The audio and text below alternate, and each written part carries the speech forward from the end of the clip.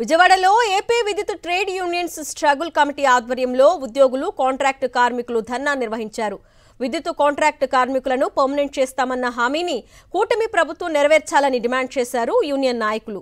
కేంద్ర ప్రభుత్వం విద్యుత్ చట్ట సవరణ 2025ను తీసుకొచ్చిందని, దాని కారణంగా ప్రభుత్వ సంస్థలు కుదేలవుతాయని వారు ఆందోళన వ్యక్తం చేశారు. ఆ చట్టాన్ని రాష్ట్ర ప్రభుత్వం వ్యతిరేకించాలని డిమాండ్ చేశారు.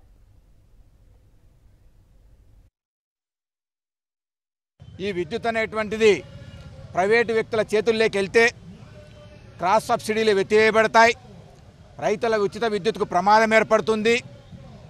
ఈ విద్యుత్ రంగంలో పనిచేస్తున్నటువంటి లక్షల మంది ఉద్యోగుల కార్మికుల భవిష్యత్తు అనేటువంటిది ప్రమాదంలో పడుతుంది. అందువల్ల ఈ విద్యుత్ రంగం అనేటువంటిది ప్రభుత్వ రంగంలోనే ఉండాలా. ఈ విద్యుత్ రంగంలోకి ప్రైవేటు కంపెనీల యొక్క ప్రవేశాన్ని మేము తీవ్రంగా వ్యతిరేకిస్తూ ఈ విద్యుత్ చట్ట సవరణ ముసాయిదా బిల్లును కేంద్ర ప్రభుత్వం తక్షణం వెనక్కి తీసుకోవాలని చెప్పేసి మేము డిమాండ్ చేస్తా ఉన్నాం స్ట్రగుల్ కమిటీ తరఫున.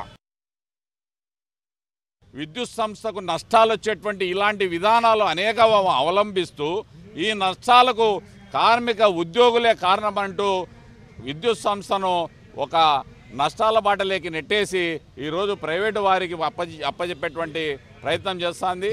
దీన్ని మేము స్ట్రగుల్ కమిటీగా ఖండిస్తున్నాము. ఈ ప్రైవేటీకరణ బిల్లుకు వ్యతిరేకంగా మేమందరము పోరాడతాము.